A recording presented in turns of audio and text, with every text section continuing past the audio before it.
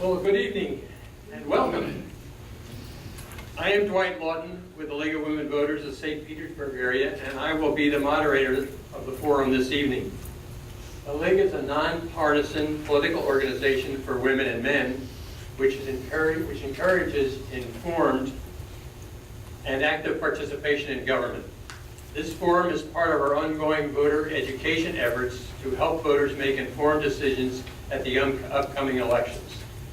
We hope that over the course of this program you will learn more about the candidates and what they hope to do for the city. I would like to take this opportunity before introducing the candidates to provide some information about the city and go over the rules and format for tonight's forum, which each candidate received ahead of time.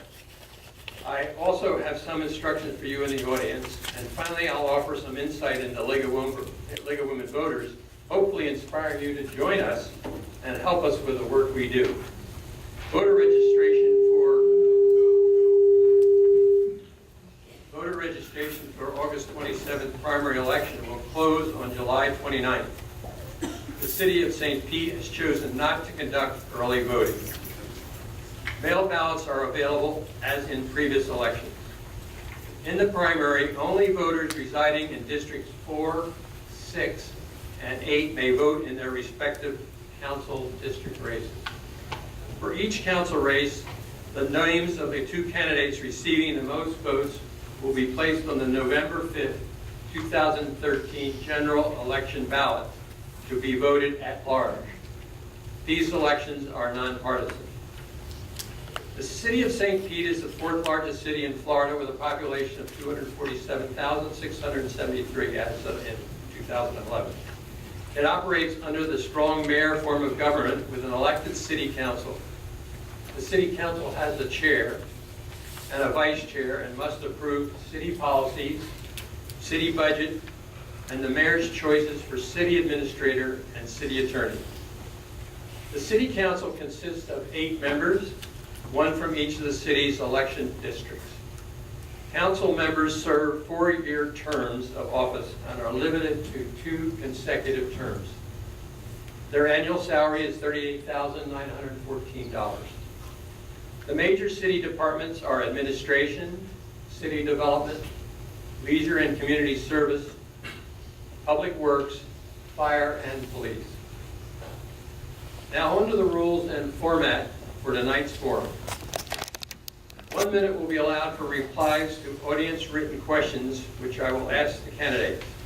That's the only way you can get a question answered. You have to put it on a 3x5 card, which people are circulating around. Raise your hand if you need those cards, and we need you as soon as we can get them from you so we can organize presentation of the questions. When questions are directed to one candidate, others may respond if they wish to do so. 2 minutes will be allowed for each candidate's closing remarks. Tonight's timekeepers are Judy Hall and Pat Wood. The views expressed by the candidates do not necessarily represent those of the League of Women Voters or this forum's sponsoring organization. Audio and or videotaping of this forum is prohibited.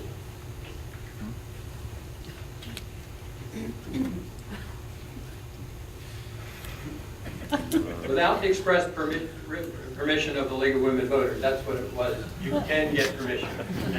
We have permission. That was an incomplete. I'll try not to have any more of those. Please turn off your cell phones and remain quiet throughout the forum. I ask that you hold your applause until after the closing statements, when you are welcome to applaud all the candidates. As I've said before, please submit your questions for the candidates on those index cards. And they must apply to issues and qualifications for the office of City Council. So as I said, raise your hand if you need an index card or have your question collected. A panel is reviewing the questions for legibility, clarity, and applicability. My colleagues Mary Berglund, Jim Jackson, Katie Connor-Dubina, Karen Knopp, Paula Whitehouse, and Karen Reese will be assisting in these areas. We will use as many questions as time allows, sometimes combining similar questions. And we'll try to cover a variety of topics. If you don't hear your question, it might have been combined with another question, another similar question. Please follow up with the candidates after the forum if something doesn't get answered or you need further clarification. I'm sure they will remain after the close of the forum to answer your questions, and we'll be happy to meet you. Some see the League of Voters as an organization that works mainly to promote voter registration and high voter turnout, which is indeed one of our objectives. But another important goal of the League is to help provide for an informed electorate. Your presence here as candidates and members of the audience show that you share that goal. And I am just one of the increasing number of male members vital to the League since 1974. I invite you to become a member of the League tonight. See our membership representatives. Ellen Briley and Sue Price are in the back table for more information. You can visit our website www.lwdspa.org. Now here are the candidates in the St. Petersburg primary election for District 4 City Council, each of whom has already drawn for order of seating. On my right, and the first person is Carolyn Fries, then Darton Rice, Richard Eldridge, and David McCallum.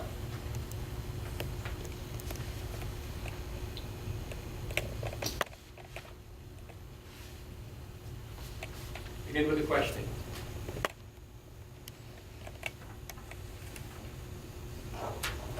Candidate Fries. As one of the 8 members of council, your leadership style will be on display. Can you describe your leadership style? Yes, I would say overall I have an approach to leadership in a consensus building approach. Over the years I've worked as an engineer where we have to build products and design and build products to meet certain requirements, and as part of that you have to work with a multidisciplinary team, so people from different areas. And I've been successful in that and helping my company to do those sorts of things. In addition, in the neighborhood associations, as president of the Crescent Lake Neighborhood Association in particular, I was able to work with not only my board but the neighborhood as a whole to get a variety of projects done within our neighborhood, including traffic calming and the restoration of the Crescent Lake itself with new plants. So I would say overall my approach is one to work as a team with other folks and to help build consensus and base my decisions on facts. Would other candidates like to address that question? Leadership style. Do we have 30 seconds? You have 30 seconds. I have the longest, my name's Darton Rice, and I have the longest and best record for serving the community on the issues that have the most relevance to the city. My supporters know that I am reasonable, that I listen, and I get things done. I'm glad this race is nonpartisan. I don't think partisanship has anything to do with local politics. There's no Democratic potholes. There's no Republican streetlights. I'm known for working with all sides, and that's why I'm happy to tell you tonight that I have the official support from the Suncoast PBA, and today I was informed that I'm endorsed by the firefighters.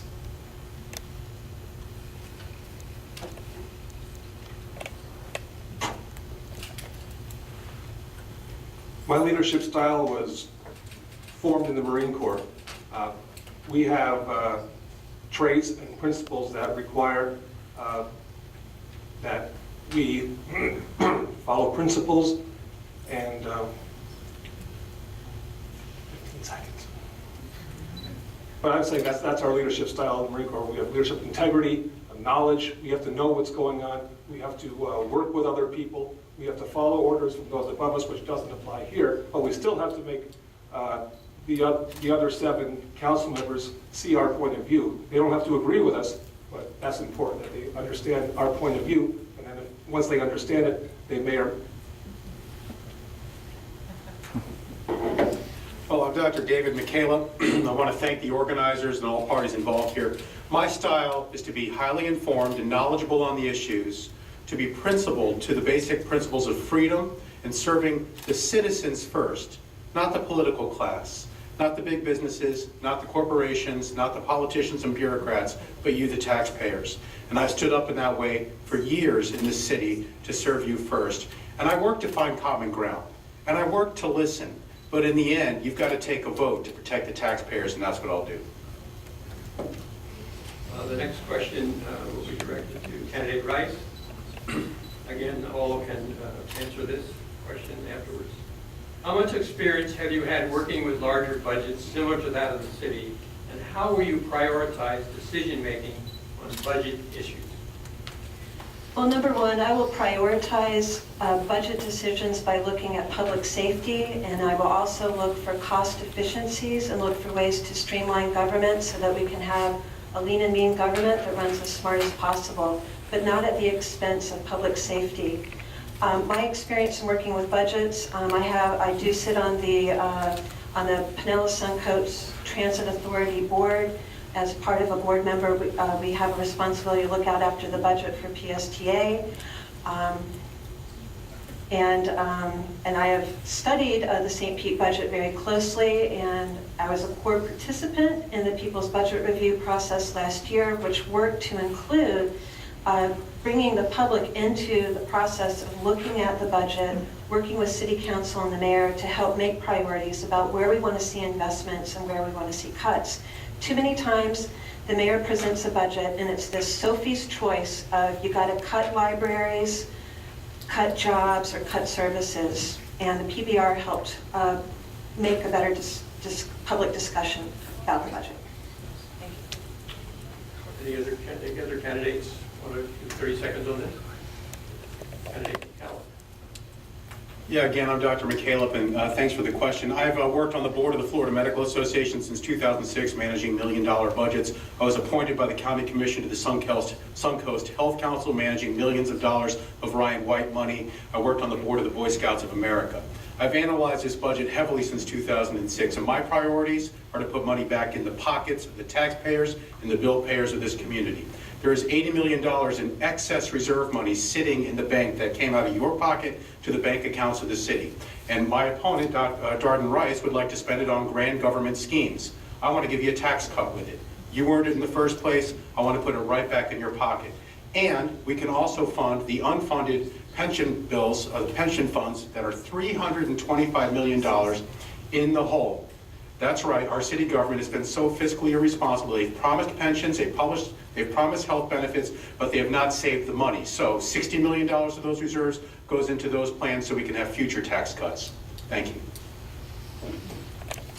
Any other responses?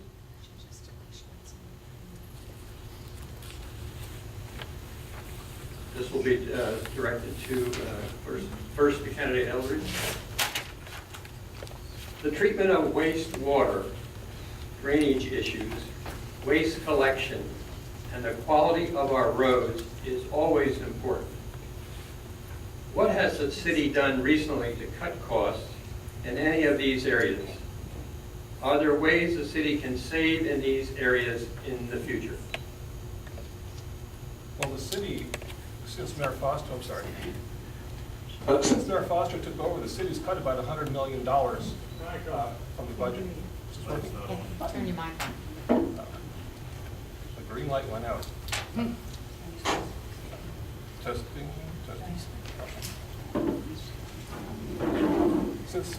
Hello. Did I turn it off or something? Push the button.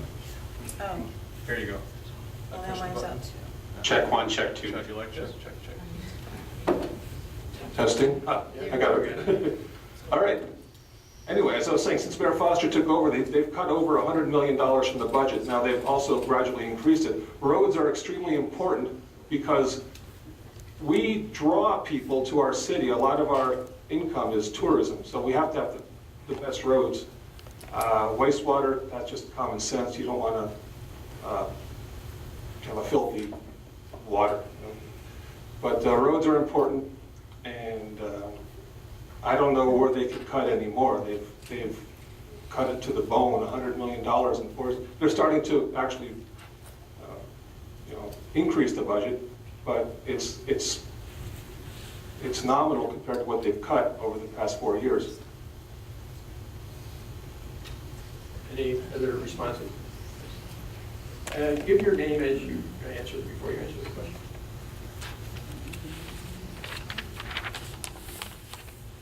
Carolyn Fries. Two things that I am aware of: the sanitation department, they have made an investment in natural gas trucks for the garbage fleet. This reduces the overall energy costs for picking up the trash here in St. Petersburg. In addition to that, on the water side of things, they're actually closing one of the water treatment plants as a part of a consolidation effort. That particular plant is located at the Albert Whitted Airport area. Thank you.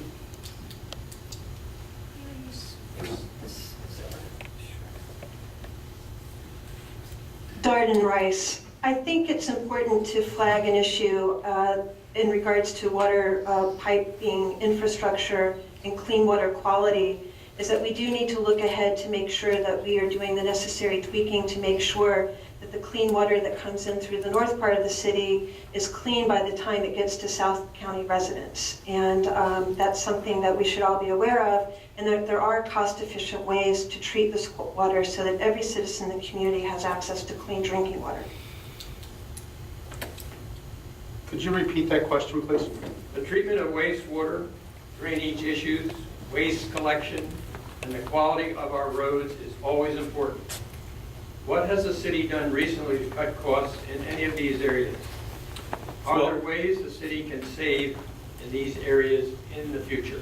Well, Dr. David McCaleb, and sadly the city has not done enough and barely any to cut costs in these areas.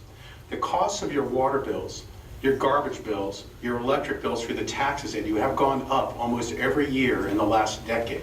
In fact, the sanitation department took in an extra $19 million by raising their sanitation rates. Now, I want to prioritize utilities and roads and the like and public safety, but we can't prioritize things if we're wasting money on the lens. We can't prioritize it to the basics of our city functions if we're wasting money by sending it to the Rays so they can take it to New York City as a profit. What we need to do is get responsible in how we run our utilities. And if we cut the garbage rates, they will still have plenty of money to deliver top-notch service. If we cut the water rates, they will still have plenty of money because they have record amounts of spending in this city since 2012, $482 million in 2012, and they've never spent that much before. Thank you. Next question. And this would be for candidate McCallum. What is your position on the use of surveillance cameras by the police? I am opposed to broad-scale surveillance cameras that use shotgun approaches to gather data on our citizens. I think it's reasonable if under a warrant for a specific crime, video files need to be searched, then that is reasonable. For instance, if there was a private camera system at a business that caught a terrible event like the Boston bombing, under a warrant, you can search those video files. While some people will say it's constitutional to allow the police to have this power, while some people say we don't have the expectation of privacy, I say I don't give my consent to the government to surveil me in this fashion. And a government is supposed to operate with the consent of the governed. I would also stop red light cameras and make sure that no drones fly over our city to surveil our citizens without express permission for specific use in very rare circumstances. Would the other candidates like to respond to that?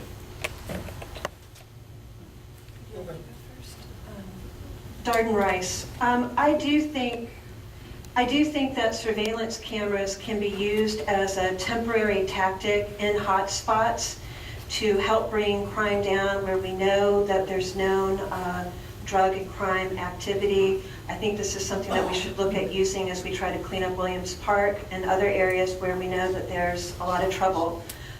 My concern is that it's one thing to have a surveillance camera trained on an area, but if there's no one actually at the police department who's monitoring and watching, then it's a big waste of money, because if we don't have the staffing to actually do anything with the cameras, then we run the risk of communicating to the public that we're doing something that we're actually not.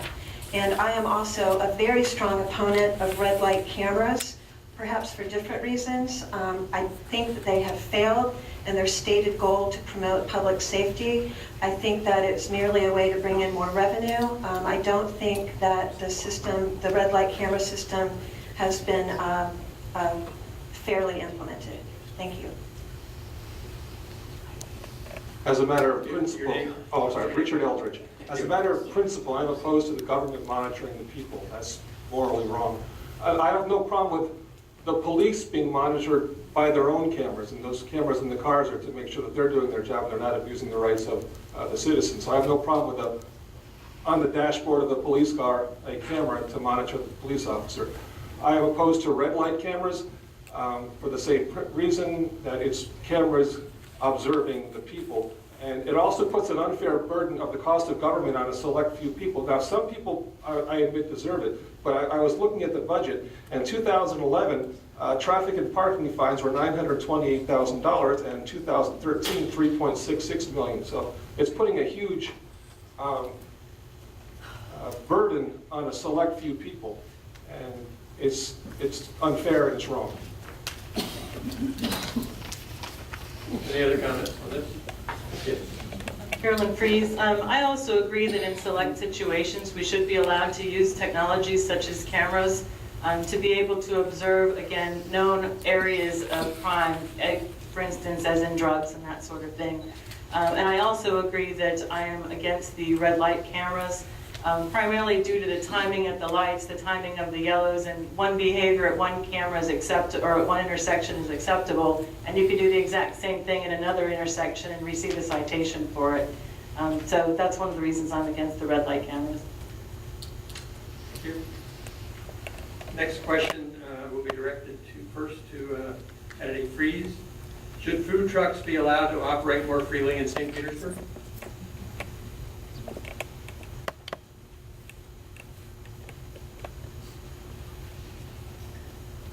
Green light? Green light, yay, red light, green light. I'm actually a fan of food trucks, and last year at the Illuminated Boat Parade, or actually 2 years ago at the Illuminated Boat Parade and Holiday Festival that I chaired for my Rotary Club, I actually invited the food trucks to come in there and kind of promoted it as being the first event in St. Petersburg, and it turns out there was one the weekend before us that snuck in, and I just missed it, and I was a little disappointed with that. But I really don't think the food trucks are any different from any other restaurant. I think there's some concern of the restaurants as far as competition, but the majority of these folks that own the food trucks, they like to move around. It's the mobile aspect of it that's attractive to them, so they can move to an area where there is an interest, if there's a particular activity. So they really don't have any interest in parking in one spot and taking over business from a stationary restaurant. So yes, I am in favor of food trucks. Any other candidates want to comment? And Dr. McCaleb, of course I support food trucks, I support commerce. Food trucks provide business and jobs. Now, you can't park one out in front of a restaurant that went brick and mortar and stood up to do that. That would not be fair, but they can operate very freely.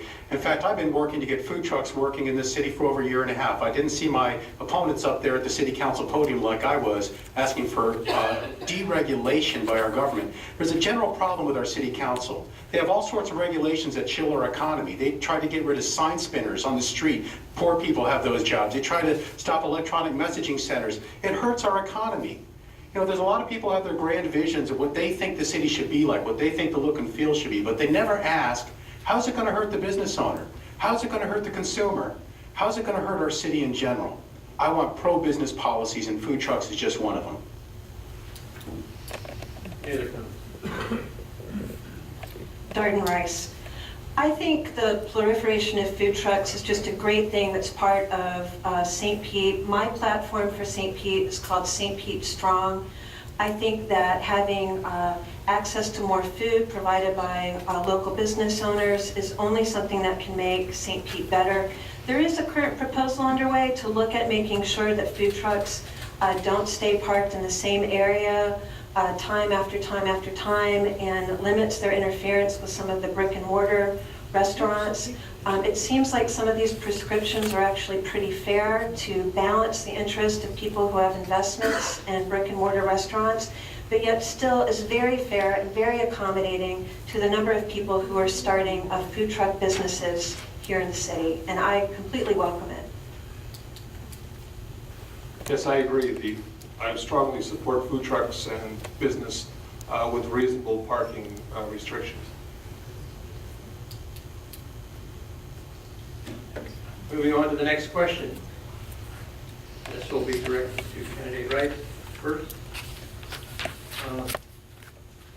While Pinellas County is in charge of educating our children in public schools, what can the city council do to help with the effort?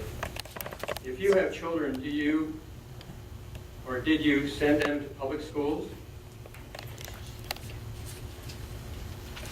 Education is the great equalizer. You don't have to have your own kids to have a vested interest in what public education means to the strength and future of our city. And in St. Petersburg, we have got to get more kids graduating from high schools to enter the workforce or to go on to higher education. And we need to look at ways in grades K through 5, on enrichment programs, focusing on the math and sciences, hands-on activities. In grades 6 through 9, kids need to be off the street after school. They need to start thinking a little bit about their careers, decision-making, and being involved in mentorship programs. In 10 through 12, we need to have the programs where kids are looking at trades, crafts, apprenticeships, and college prep. The city can play a role by addressing how we provide safe, supportive, and nutritional environments. If a child's stomach is growling or worrying whether or not their mom is okay, or worried about where they're going to sleep that night, they can't focus on school. And the city has a right and a duty to help work, identify, and solve gaps in those areas. Second part of the question was children in school. I do not have children. Anybody want to comment? My husband and I have 4 children, ages ranging from 13 to 21, and all 4 of them have attended or are currently attending Pinellas County schools. In addition, I've been very active in the school system as a volunteer. In fact, for 2 years I was president of the Johns Hopkins Middle School PTSA, where I'm proud to say that the children at Johns Hopkins were able to raise over $17,000 in selling cookie dough for the PTA, which we're able to do a number of things with that. Now that was a 2x improvement over the previous year. So when you give children a goal and you give them an opportunity, it's amazing what they can accomplish. And I think that's something that's very important for us as city council members to serve as an example in the community, and also to help our children realize that they have options out there and they have the power to control their own destinies, and all they have to do is believe in themselves.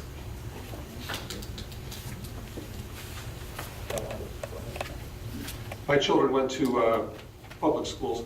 Yeah, you're right. This is the Pinellas County is in charge of education. So as far as the city council is concerned, it's basic leadership. I remember Mayor Baker had a program where people would go in and tutor children in school, and that's a good program. I don't know if they still do that, but I think that had great potential. Leaders from the community should be inspiring our children. I mean, if we have a hospital named after an astronaut, I mean, we've got an astronaut to talk to those kids. I mean, some of them would be interested in that kind of thing. We need doctors and physicists and cooks. I mean, whatever their interests are, to speak with the children and let them know that the benefits of an education, because it comes down to inspiration. If they don't want to do it, you know, they have to want to do it. Please say your name. Richard Eldridge. Thank you. Yes, David McCaleb. There's some things our city can do, even though we're not in charge of the schools. The first would be to support the use of charter schools. If we have empty buildings, empty government buildings, we should give those for under a lease for $1 to an entity to run a charter school. Charter schools have been shown using public money to produce excellent results, but sometimes they have trouble because they don't get the special treatment that the government schools get. And sadly, our public schools are not performing for our children. We have an achievement gap. Despite endless amounts of increasing money through property taxes to our schools, we have kids who still aren't making the grade. And I've been married for 22 years. I have 3 great children. I send them to private school. I started in public school, but my family was courageous and put me in a private school, and they worked 2 to 3 jobs to do it. Because we couldn't trust the public schools. Our schools are not performing for our children. They seem to be performing for themselves. So let's empower parents, and also offer something called a Good Neighbor Reward Program. You get a tax break, free tickets to the Rays if you teach a kid, tutor a kid how to read. Let's do that one-on-one. On the next question, starting with candidate Rice. While Pinellas County is in charge of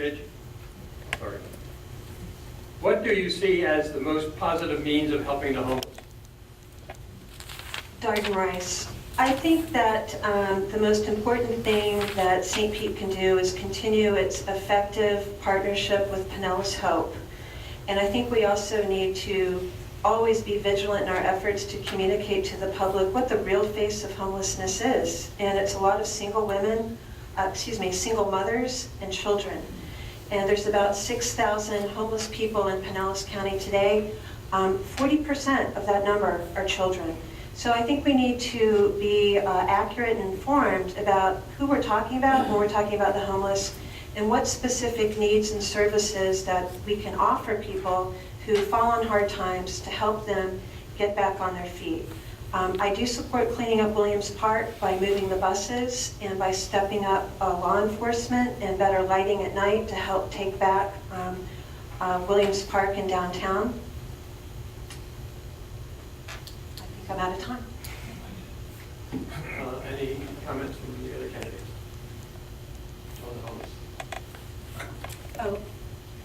My nephew, Gabriel, who's 14, who's with me this summer, he and I are actually going on a tour of Pinellas Hope tomorrow at 10 o'clock, if anybody would like to join us. Candidate McCallum? I think, Oh, sorry. Richard Eldridge.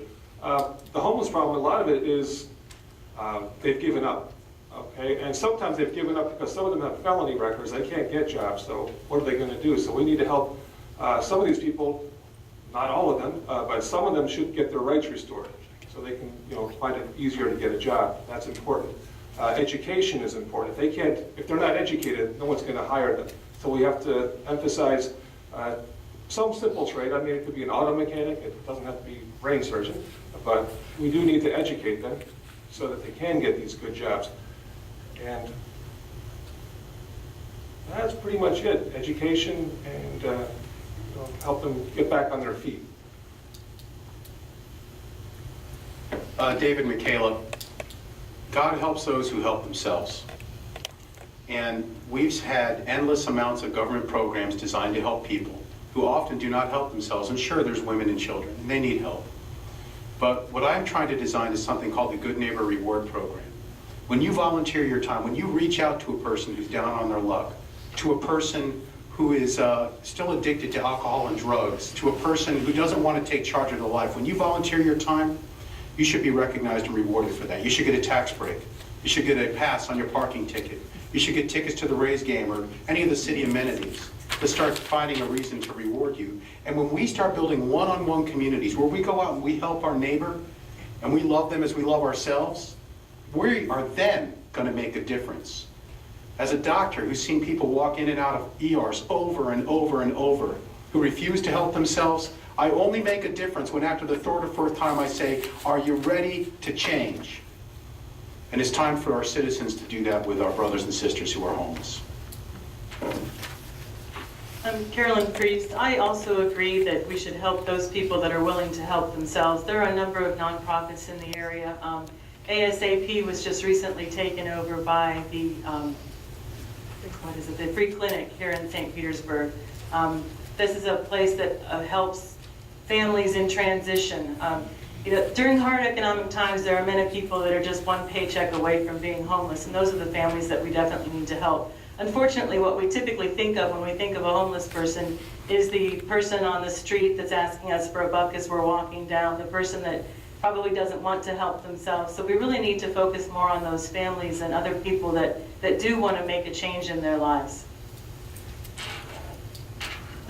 Going on to the next question. And starting with candidate Eldridge. What is your position on city-supported curbside recycling? I'm for it. It doesn't cost that much. We should do it. What do you want to talk about now? Can I have some of his time? I'll take it too. Split it up. Are you really good? I'm a strong supporter of universal curbside recycling. It's not called mandated curbside recycling. That's an incorrect term. It's universal. Nobody's fined if you don't recycle. The city is looking at 10-year-old data when they say they can't do it. And I support looking at current data to look at and evaluate the most cost-efficient, feasible way to provide the service to its citizens. The thing is, and none of my opponents can refute this fact, St. Pete is the only city in the state of Florida, the only major city to not have universal curbside recycling. We're also an anomaly in our own county. Yet, in our own county, we have some of the highest trash pickup fees. So we need to look at a way, a cost-efficient, feasible way to implement it, or we need to look at a way of bringing those fees down, because it begs the question, what are we paying for if we're not getting the service that almost every other city in the state and county receive? Yes, I'm David McCaleb, and I oppose a government-run universal, so-called universal recycling program. This program, I want you to picture this. After it's successful, my opponent, Darden Rice, touted that we're going to be able to go to once a week garbage collection. Won't that be nice? I was on her tweet. Our garbage bills will go up. The city of Dunedin, which implemented this program, they have a choice: raise garbage bills or borrow money to pay the cost of it. So what? We're the only city without it. Maybe we're smarter than the other cities. Do you want to have another garbage can to manage at your home? Because that's what will happen. It'll be dropped off at your home, a big blue or green rolling bin that you're going to have to fill up. And they say, well, fill that one up and don't fill the other one up because you get once a week garbage pickup. I recycle. I pay a private company to do it, and I'm happy to do it. But I'm not going to force you to have a higher garbage bill to meet some sort of grand vision of people who just want to force you to do what they want. Carolyn Fries.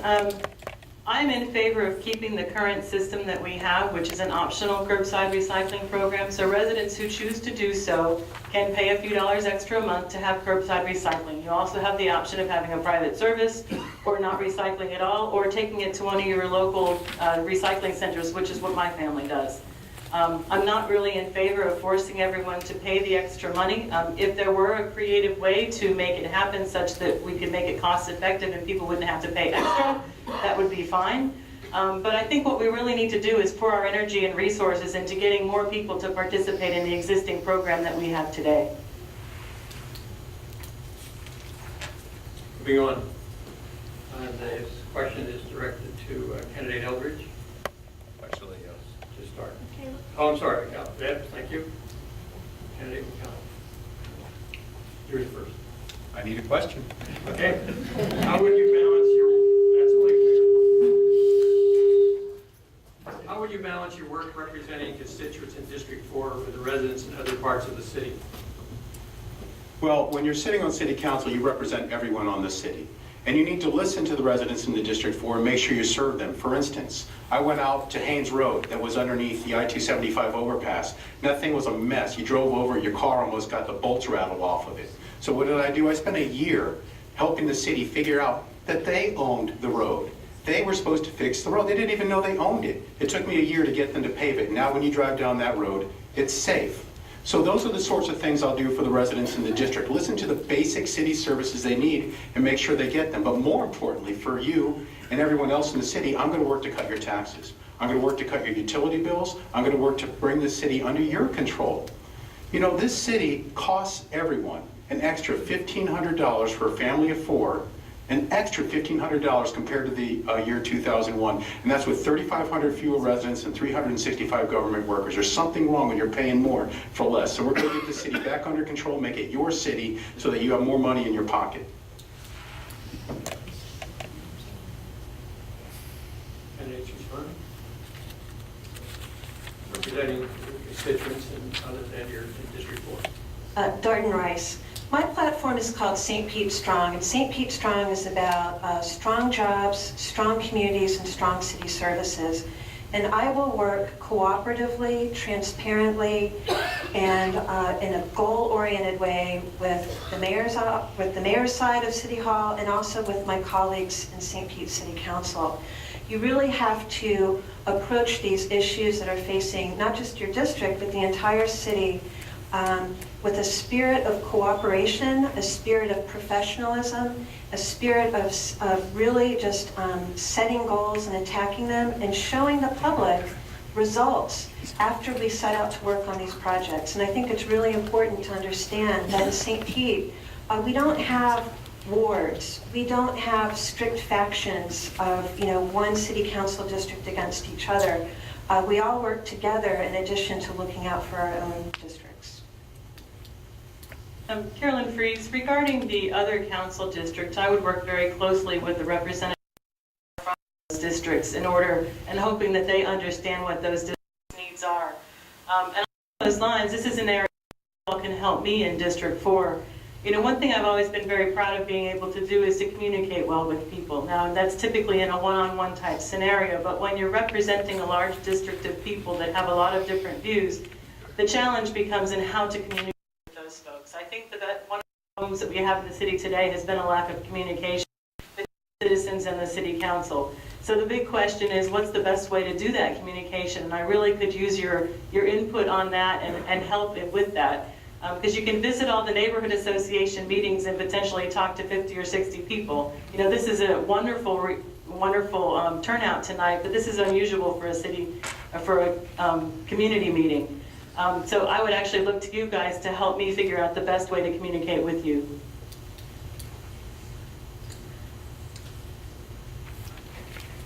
Okay, candidate Fries first. Specify tax cuts that you would propose or support.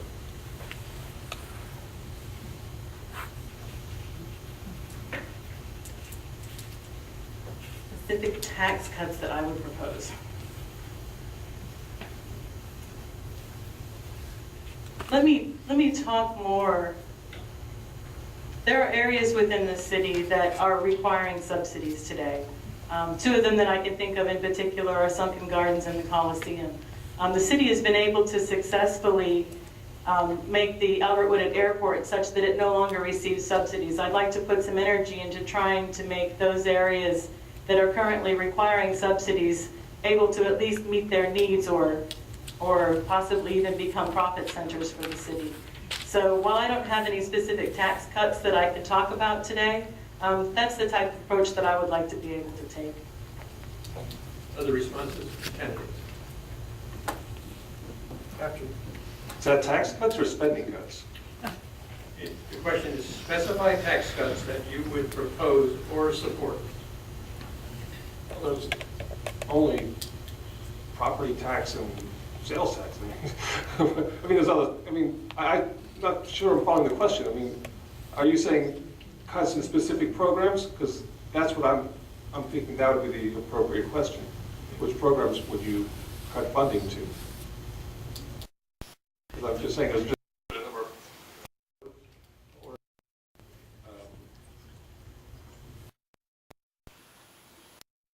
you want tax cuts, but not spending cuts. I would to be given to a private company and let them manage it.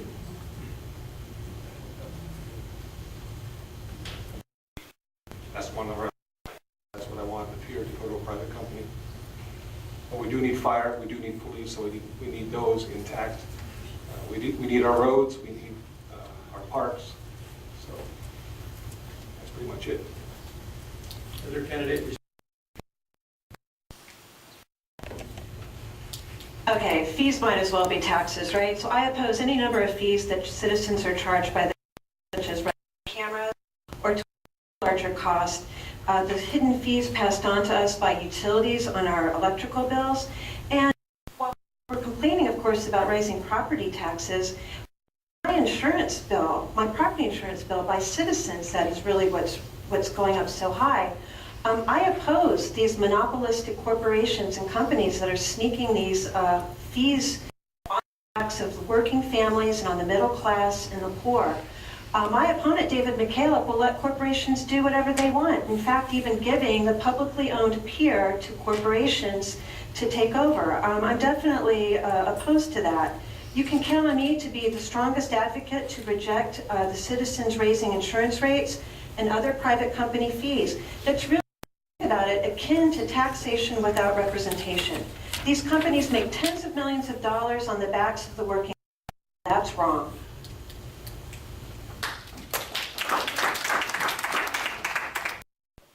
Lovely. David McCaleb, we're going to cut property taxes $10 million and water bills $10 million. We're going to cut garbage bills down $19 million over 5 years. We're going to cut our bill. We're going to cut the tax that the city imposes on utility bills. We're going to cut the tax that the city imposes on phone bills. In other words, we're going to cut our government down to size to make them live on the that we've been living under for the last decade. While we've been suffering in a bad economy, they've spent more money than they've ever spent in their. Now, my opponent about hidden taxes that are passed from citizens. She can't control that, but she can cut the utility tax from the city. She can't control what the utility bills passed down from the electric companies, but she can control the city tax on the electric bill. But I don't hear her proposing that. And she says, I want to give the pier to a private company. That's nonsense. I want to do the same thing we've done with Bayfront Medical Center. Lease it to a private company. The Mahaffey, Baywalk, let a private company take care of that property on a lease. For the lens, we can either waste $50 million on a lens, more taxpayer money on a project that's not going to work, or we can bring in a private company, let them build it on their own dime, and come from tax takers to taxpayers to the city. That's called real leadership, not pandering.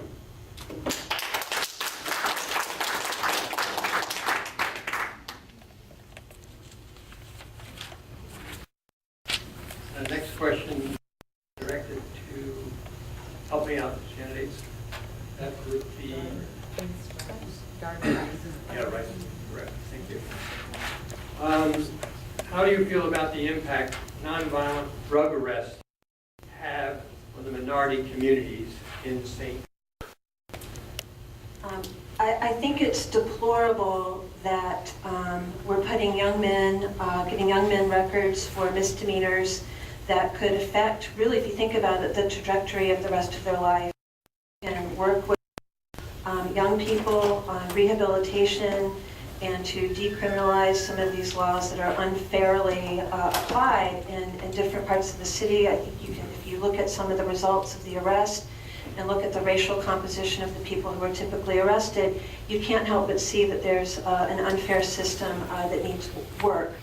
I don't think, I'm certainly think many drug laws should be enforced, but I don't think a misdemeanor at a young age should be something that keeps someone out of school forever, or should keep them from getting a job if they still have plenty of time to show that they can get back on the right track. Quick correction to something earlier. I have never supported spending the in reserves. I don't support reserves. And that was an incorrect statement made earlier that I wanted to be on the record to correct. Thank you.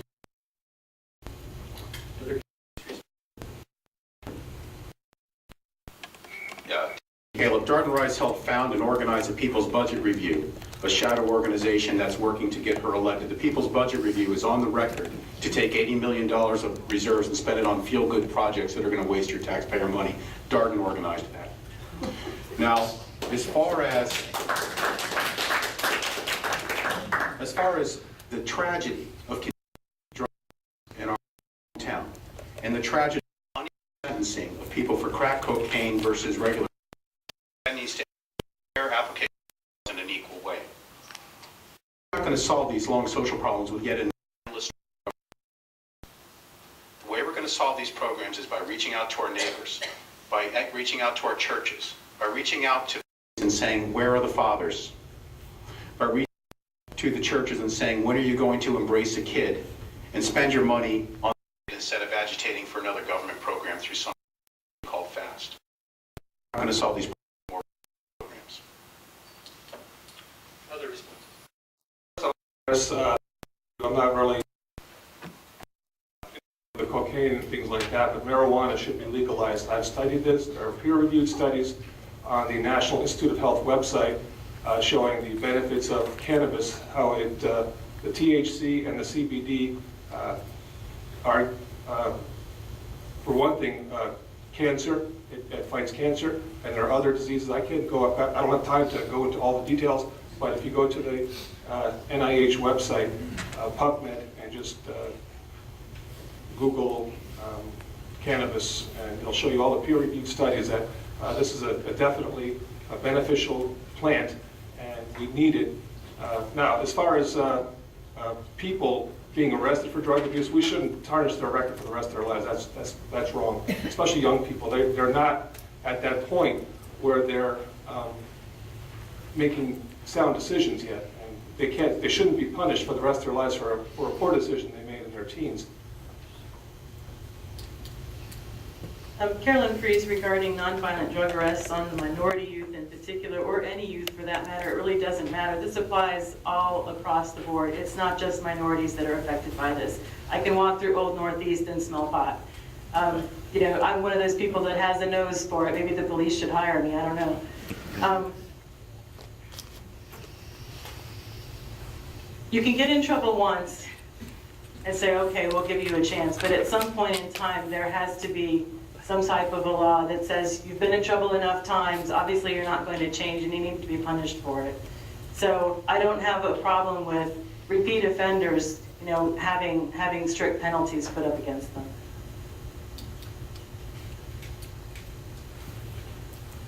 This questioner asks you to give a simple yes or no. Are you for or against the referendum question? They say yes means terminate nuclear design, and no means go ahead. That's the question. So it's candidate Eldridge first, and then this one at the end. Yes or no? Yes means terminate. Nuclear design. In other words, vote no in the primary. Questioner asks, or yes, Yes, you agree to terminate the nuclear Yes, design. terminate nuclear design. Yes, and I'm the only candidate to sign the petition to stop the lens, collected 200 signatures and worked for over a year and a half to stop that monstrosity.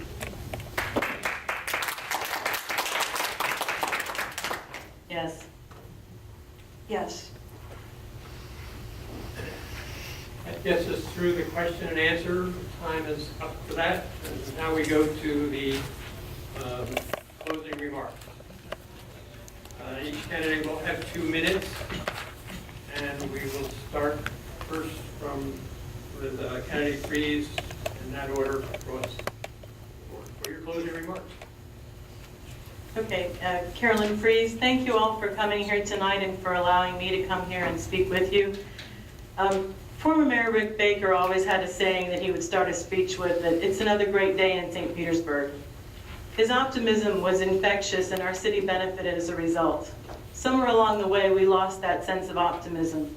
In particular with the lens, I think we could have benefited from a lot of communication early on about the new design and the reasons for it. At the same time, I think there were issues with the translation from the peer task report through to the request for qualifications that went out to the architects. There were a lot of essential elements that the people wanted that were lost in that.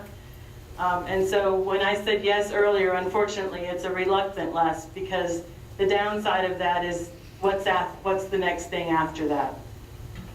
I'm confident that we as a people here in St. Petersburg, we're a great group of people, we're a great city, we'll be able to come through this no matter what happens, and I think we all need to remember that. So I love St. Petersburg and its people. I want our citizens to be safe, our government to be effective and efficient, our businesses to prosper and our neighborhoods to be strong, and our children to be inspired toward lifelong learning. I've been living my platform of advancing economic development by starting technology companies that create jobs, building a strong community by serving as a neighborhood association president and a Rotarian, supporting education by sending my children to and volunteering extensively in the public school system, and ensuring fiscal responsibility by managing money well at both my home, my work, and my volunteer activities. I'm a consensus builder by nature and a detail-oriented problem solver by my training as an engineer. I have the ability and experience to find creative solutions to challenges and an approach that brings people together. I invite you to visit carolynfries.com to learn more about me and hope you'll vote for me on August 27th. Thank you. Thank you so much for being here tonight. Again, my name is Garden Rice. I'm the best candidate to serve the community on City Council. I've lived here 20 years. I got my education here at Eckerd College, and I've spent that time working on community issues. I have the longest and best record serving the community on issues that have the most relevance to the city, and my supporters know that I'm reasonable, that I listen, and I get things done, and I have the right temperament to lead. I'm driven by the values of public service, of engagement, of accountability, of courage, and equity. That is in my DNA. Public service runs in my family, and it's something that's consistently been a part of my public service for the last 20 years. In my public service life, I have served on neighborhood associations, served as vice president of CONA, served on a countywide environmental panel, as president of the League of Women Voters, the Charter Review Commission, the Pinellas Suncoast Transit Authority, as well as serving on event committees such as the Stand Against Racism. And yes, I'm very proud of my involvement with the People's Budget Review. Those same values have driven my work in career choices. I've worked on voter rights, land use, clean water, clean energy, and healthcare reform. I've made specific investments for my future in the form of real estate in St. Petersburg, which invests in the St. Pete community, and it drives dollars into the local community. I have a deep investment in the city. I love St. Pete. I can't imagine why anybody would want to live anywhere else. I consider it a triumph that I've been able to get my 14-year-old nephew to think about coming down here for college and living here as well. I think it's important to end on the thought that just think for a moment about what an anti-tax politician really is. An anti-tax politician is someone who will vote not to invest in education, who will not vote to invest in mass transit, which is a key to our economic future, our prosperity, and a strong St. Pete, and will not vote to support our city workers. Thank you for your time. You can find out more about me at votedardenrice.com. Richard Eldridge, I'll be really brief. My service to the community, I believe my Marine Corps service, 7 years, is also a long time to serve the community. As all our veterans have served the community in that manner. I've also given 4 gallons of blood to Florida Blood Services, so that does serve the community as well. Just to be brief, I want to just re-emphasize my positions. I'm opposed to red light cameras. I want a private business to manage or take over the pier, preferably an entertainment company that can draw people into the community. And strong police force, strong fire department. We need to fund the things that need the money and cut things that don't need the money. That's basically it. Well, I'm Dr. David McCaleb. I want to thank the organizers. I want to thank you for coming out. This is my hometown. I was brought here as a baby. I love St. Petersburg. I'm a brain and spine surgeon. I'm a small businessman. I'm a community leader that's been working to cut taxes and have the government meet its primary needs first and not go off in a bunch of grand visions that usually fail and only serve a certain number of people who are well connected. I call them the political class, and right now it's their city. I'm running for St. Pete City Council because I want this to be your city again. They, the political class, think it's your job simply to pay the bills and keep your mouth shut as they build trains from here to Clearwater that will increase congestion, increase density, take $100 million out of the economy, increase your sales taxes 14%. This political class wants to force you to recycle and pay the bill for it. They have lots of grand visions for you, but I have news for them. It's your city. If you put me on city council, I'm going to stand up for you. When the unions come to me saying that it's time to raise taxes to fund the $325 million unfunded pension plan, I'm going to say let's work to reform it in ways that protect both you, the government worker, and our taxpayers. And I have specific plans to do that you can read about. Now, our city costs more than it ever has, and our taxes continue to go up, and it's time for a change. I'm not running because I want to convince you I have the best pedigree or I'm the best person. I'm not going to give you that long list. I'm going to work on the issues. And these are the issues that you need to have worked on. We need a lower cost of living. We need to cut as many taxes and bills as we can so that you can afford to live here. We need to create prosperity and jobs by deregulating in responsible ways and cutting taxes so we attract businesses here. We need a community of neighbors where people embrace each other as brothers and sisters. We need a government that's accountable to you, one that will let you vote on big projects, and we need more freedom. I'm the only candidate with the skill, the knowledge, and more importantly, the principled courage to work for you and not the political class. If you vote for me, Dr. David McCaleb, I'll work to make this your city again. Thank you.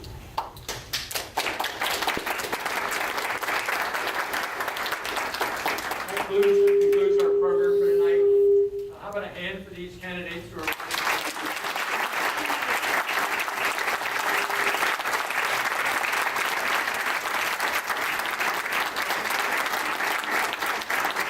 How about a hand for yourselves for turning out and being involved?